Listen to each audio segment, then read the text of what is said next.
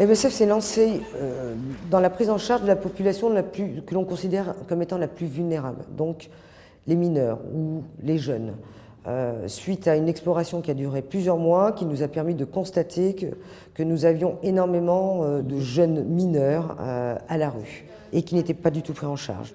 Les jeunes sont orientés par nos partenaires, ils arrivent le matin, on les reçoit après dans des bureaux administratifs pour ouvrir leur dossier et pouvoir les orienter dans le centre vers les différents pôles.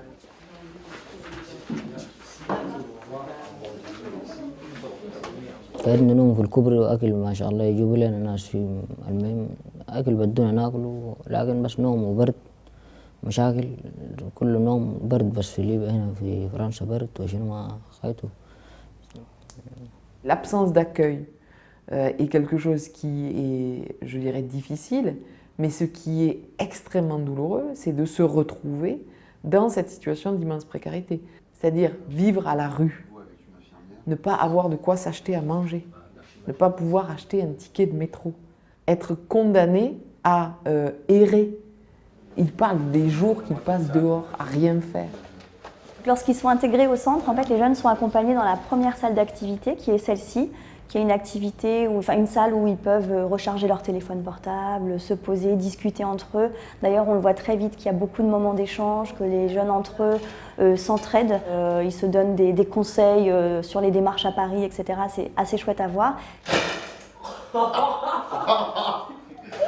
Nous avons décidé de nous lancer dans une prise en charge très particulière puisque nous travaillons avec des associations où nous regroupons tous les services auxquels un mineur a droit, normalement, mais n'y accède pas parce que nos dispositifs administratifs français sont extrêmement complexes.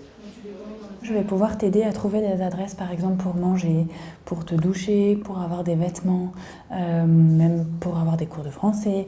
Voilà, tous les besoins que tu peux avoir au quotidien, c'est des choses que l'on peut travailler ensemble et je peux essayer de te donner des adresses en fonction de tes demandes. Merci. Ok. Alors, la dernière fois, est-ce que tu as eu la prise de sang? Est-ce qu'ils ont pris ton sang là?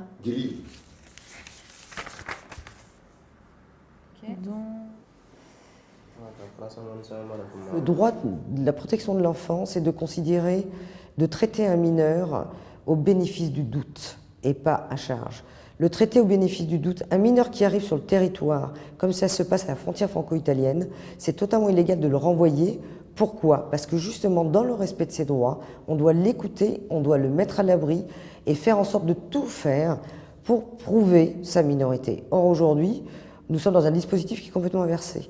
On fait tout ce que l'on peut pour prouver qu'il n'est pas mineur.